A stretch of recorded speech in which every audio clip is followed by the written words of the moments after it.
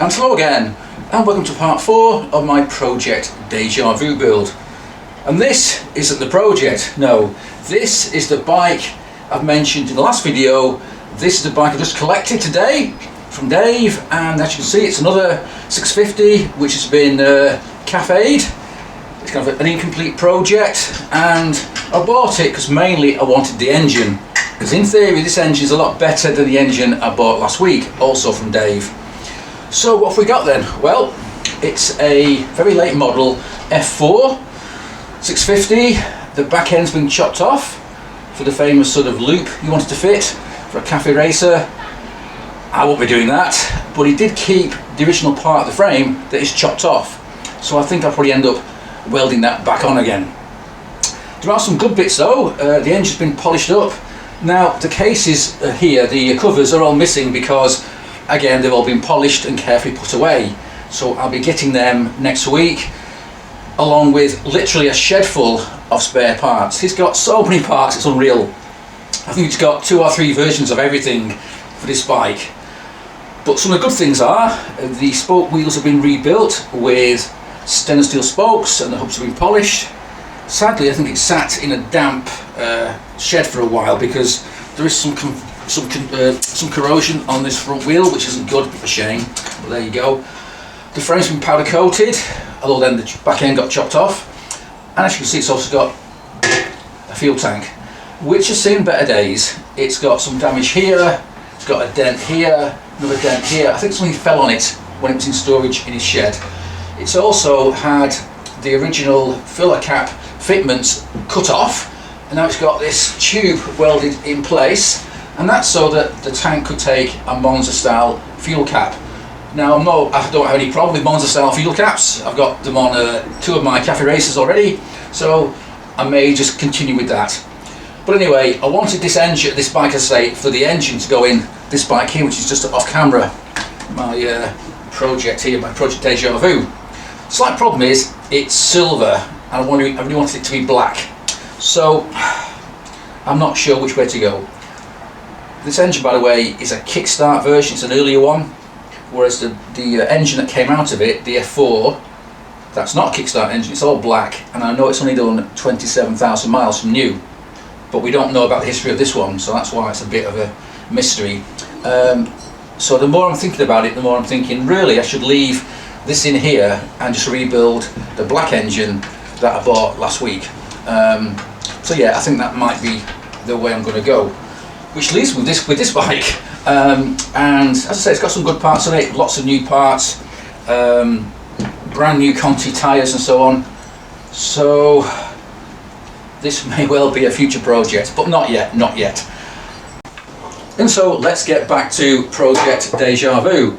So I've taken a tank off that bike and put it on here just to work out how much clearance I've got for lock stops.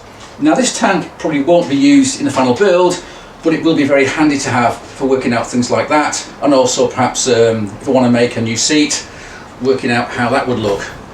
So I've not yet got the tank rubbers on the frame yet, but this tank is pretty much how it will look when it's mounted correctly. Maybe a little bit higher, but that's about it. So let's just see how much of a problem I've got with the steering lock.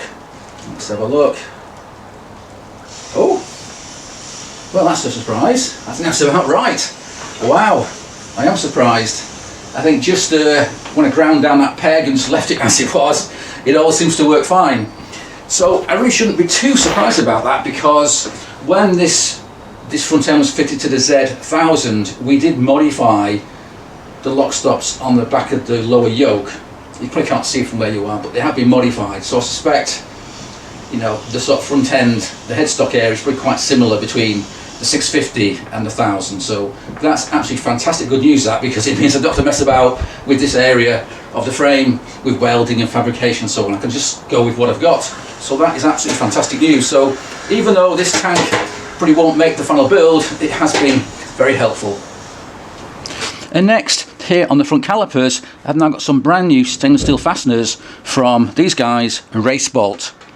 And one eagle-eyed viewer noticed in the last video that I'd mounted these calipers incorrectly. This one should be on the other side and vice versa. The way it is now, this caliper is actually upside down. The bleed nipple is down here and it should be up there. So well spotted, that man, well spotted. One of the trickiest things to get right on these resto mod projects is the headlamp area and the brackets and so on. So to help me out, I've got here a standard headlamp bracket from a Z900RS. It also includes the mounts at the top for the standard instrumentation. Now I would love to use the standard clocks from a Z900RS, but there's no way I could get them to work on this old bike, so we can't do that. I'm tempted actually just to chop all this up.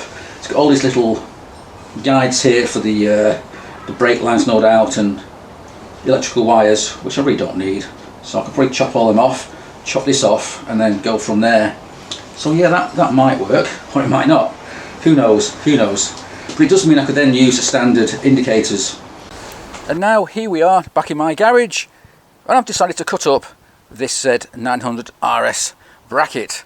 So I think we'll start off by cutting off this bit, which was to hold the original instrumentation. So it's going to go about there. So here goes. Let's hope it works.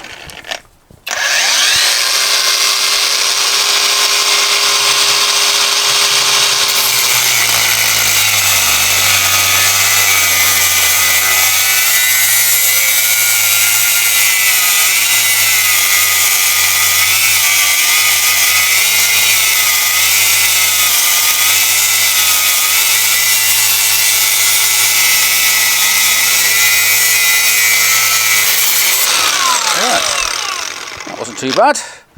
And now this side.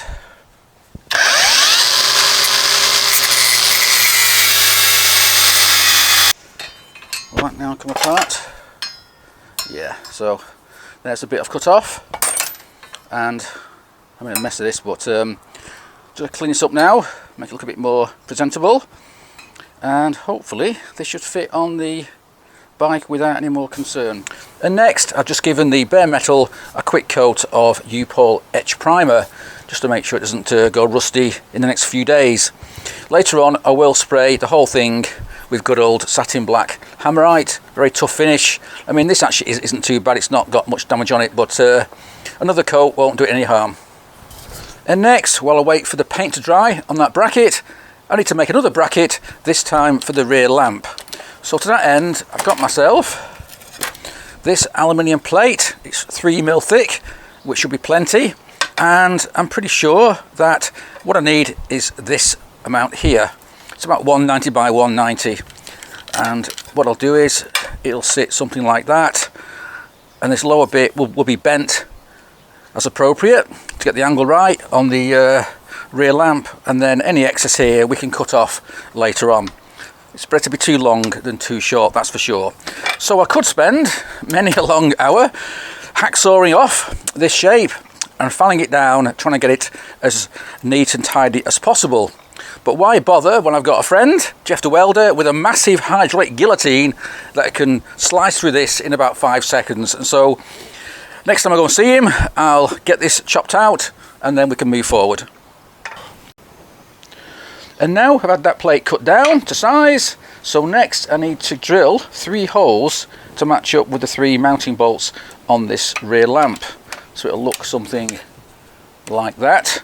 And so now I need to mark it all out and drill those 3 holes. And so I've got the first hole marked out, so let's drill it out to 6.5mm.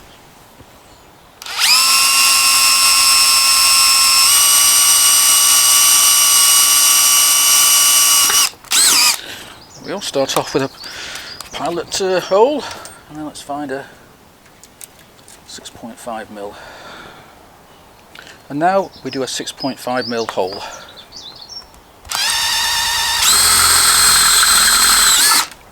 There we go, that was pretty easy. And just clean that hole up. On this side too. And now I can do the next 2 holes.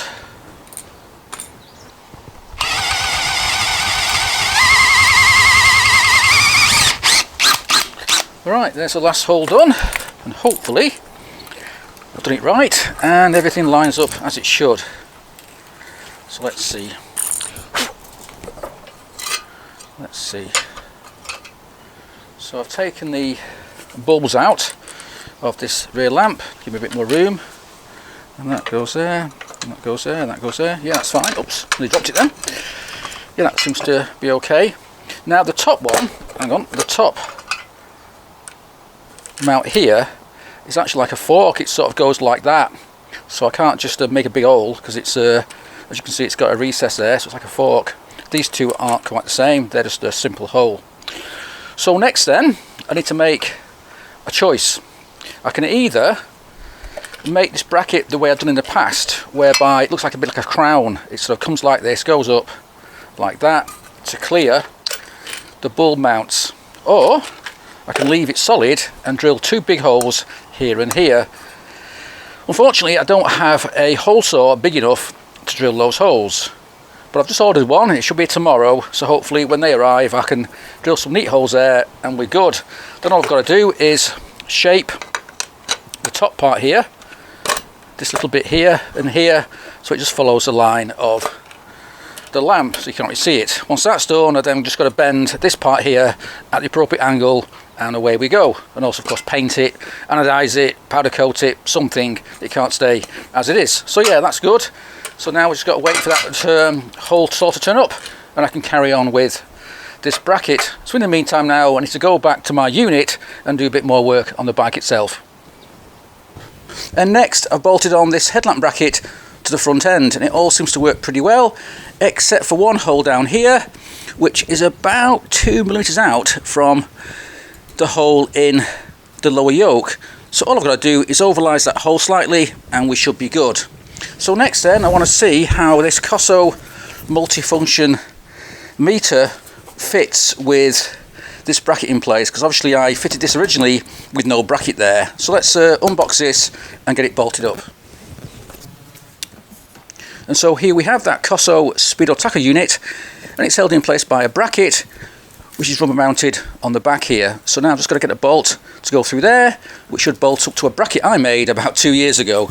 Now I don't really have the correct fasteners at the moment in here, but we've got one here. This will do. This should do. So we pop him on there like that. Get a washer. Try and do it all one-handed when I'm filming isn't easy, but we'll give it a go. Alright, there we go. So get that nice and tight. Now obviously the whole front of the bike's black and this bracket is chrome. In fact, I think it's stainless steel, so I may have to change that. I may have to get it finished in black to match everything else. And so with that done, I now need to find the headlamp to fit in here, and hopefully, fingers crossed, I've got one in the great big pile of boxes I've got behind me. As you can see, there are quite a lot, and I must say some of these boxes are very, very heavy. I don't even know what's in there at the moment, but I'll go through it when I've got time and hopefully find a headlamp. And actually, this isn't even all the spare parts. You know, there are even more left behind in his shed that I've got to go back and collect another day, as I couldn't get any more in my little car. So yeah, hopefully we'll find a headlamp in all this lot, and God knows what else. Okay, so the good news is, it looks like I found something that feels like a headlamp. So let's open this thing up and see what we've got. It's not chrome one. Let's have a look. Oh, it is. It's a chrome one. I don't want a chrome one, but this will do for now. Typically a brand new one, unused, pretty much anyway, and it's chrome. No good to me, but it'll do for the time being. However, before I fit that, I've also found something else. And I found one of the Monza fuel caps. So in theory, that should just screw on here, like so. And I think what you do is you get something like liquid metal or something like that, or very strong Loctite, and you get it to where you want it to be. Kind of about there maybe. Let's just turn that a bit more. More maybe. About there, until it's level, and then lock it into place. Once you've done that, from then on, you just push that, and you've got a Monza style fuel cap on the bike. I mean, this will not be going on this bike, but I might use it on the Cafe Racer project whenever I get round to that. But anyway, let's now see if this thing fits the front end of this bike. And so let's see how this fits the front end. Will it fit? Won't it fit? Let's have a look. Well, it fits, sure. In fact, I've got a gap of about 10 millimeters on either side. Not a big deal, I can always make a spacer up, sort of 5mm either side, and we're all good. Next thing I notice is there's a big gap here between this tacho spiller unit and the headlamp. Can't change that because these mounts are fixed, so I think what I'll do is I'll make spacers up to move this unit down to about here, sort of fill in this gap, because I don't want to see a big gap there. The other thing I noticed is the bolt size of this shell is different from the hole on this bracket. Not a big deal, I can always drill it out, but I really don't want to do that. But that's something to concern myself with at a later date. So yeah, if you imagine this is all black, not chrome, that's kind of how it will look when it's all finished. And so that's about it for this week. So next week then, I need to go through this massive pile of boxes I've got here. I've made a start. I've got here some side panels, a chrome cover, a battery box in there, and God knows what else that I've got in all these boxes. But that'll take time, so that can wait. I also need to finish off making that rear lamp bracket. I'm just waiting for a suitably sized hole saw to turn up so I can drill the holes that I need to make in that bracket. So once that's all done, I think things will start to get a lot more difficult. Because so far, this project's been really, really easy. There's been no real showstoppers, no difficulties. It all just goes together really easily. But that's the easy bit, that's the easy bit. So next, in the next few weeks, I'm going to have to drag out this rusty old engine that's below me here and take it to bits, work out what's wrong with it, and hopefully rebuild it into a usable, decent engine so that I can use in this bike. So all that we can look forward to. And so that's it for now. So thanks for watching, and cheers.